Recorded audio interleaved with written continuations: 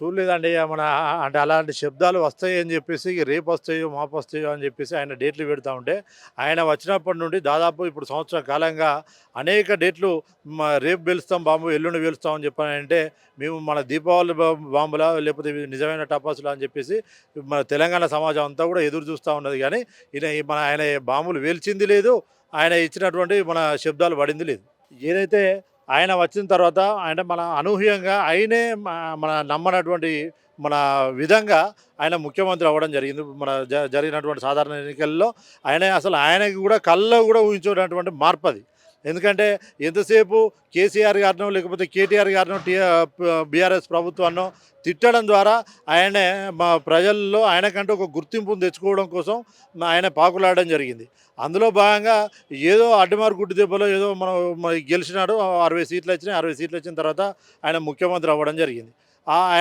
ఆయన కల్లో కూడా ఊహించినటువంటి మార్పు మన ఆయన జీవితంలో ఒక గొప్ప మార్పు అది.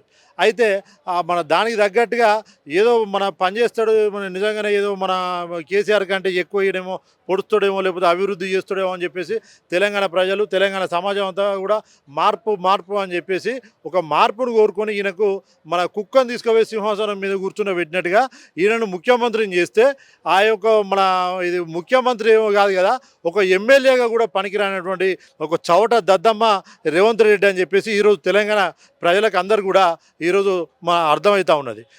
ఎంతసేపు ఇప్పటికి కూడా ఆయన గతంలో ప్రతిపక్షంలో ఉన్నప్పుడు కేసీఆర్ గారిని తిట్టడం జరిగింది.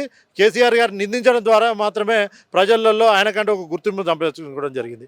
ఇప్పటికీ ఆయన ముఖ్యమంత్రి అంటే కూడా ఎవడు నమ్మక తెలంగాణ ప్రజలే స్వీకరించలేనటువంటి సందర్భంలో ఇప్పటికి కూడా నేను మళ్ళీ కేసీఆర్ గారిని తిడితే తప్ప నేను ఇక్కడ ముఖ్యమంత్రి సీట్లో కూడా కూర్చునేటువంటి పరిస్థితి లేదని చెప్పేసి మళ్ళీ ఎంతసేపు కేసీఆర్ గారి యొక్క జపమే చేస్తూ ఉన్నాడు తప్ప ఆయన తెలంగాణలో ఆయన ఇచ్చినటువంటి ఏదైతే 420 హామీలు ఉన్నాయో ఆ హామీలను కావచ్చు, లేకపోతే ఆయన ఇచ్చినటువంటి 6 గ్యారెంటీలు ఉన్నాయో అవి కావచ్చు, సంక్షేమ పథకాలు, లేకపోతే నిరుద్యోగులకు ఇచ్చినటువంటి ఉద్యోగ అవకాశాలు కావచ్చు, ఇవి కూడా కొత్తగా సృష్టించిన అభివృద్ధి పనులనేటివి ఏమీ లేవు. కానీ ఎంతసేపు ఇప్పటికి కూడా కేసీఆర్ గారి యొక్క దీక్ష బట్టి కేసీఆర్ గారి జపం మాత్రం చేయడం జరుగుతూ ఉన్నది.